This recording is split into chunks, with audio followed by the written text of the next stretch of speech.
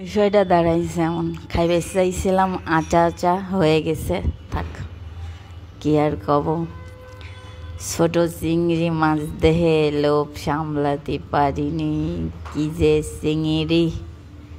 আর এই চিংড়ির লোভে টাটকা এত সুন্দর চিংড়ি দেহে মনে হয়েছে একটু কচু দি খাই, কিন্তু খাইবে গেলাম আর শব্দ দি ভরে দিলি। যাই হোক, এই হইলে দুধ কচু শীতকাল শেষ, সাধারণত পাওয়াই যায় না। বর্ষায় যত সুন্দর থাকে, তাও একটু পায়ে গেছি, কপালের ফের আর কি।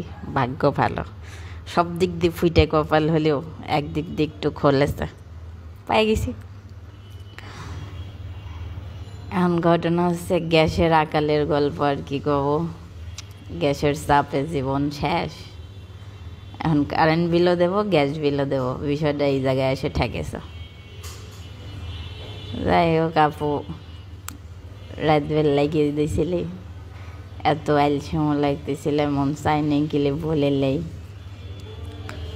তারপরেও আবার মনে হয়েছে না, যাই একটু আলসেমো ছুটাই গুলে লেগেন। কাম কাজ না করলে খাবি দেবে না, কয়টা খাওয়ার লেগেন গেছিলাম আর কি।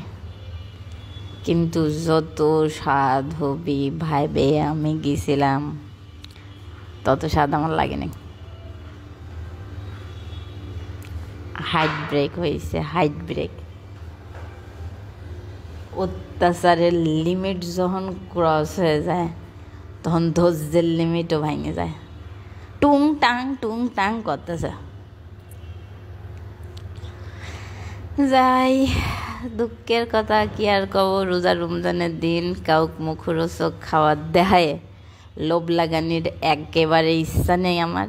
তাই কইছি স্বাদ হয় নাই, মিথ্যে কথা কই নেই। মানে যত স্বাদ চাইছিলাম তত হয় নাই, একটু কম হয়েছে, কিন্তু স্বাদ হয়েছে।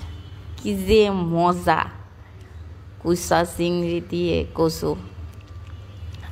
রোজা থায় এখন আমার আবার ঢেকুর চলে আসতেছে, না ওকে মহিলা আলা চলে আসতেছে। কি স্বাদ।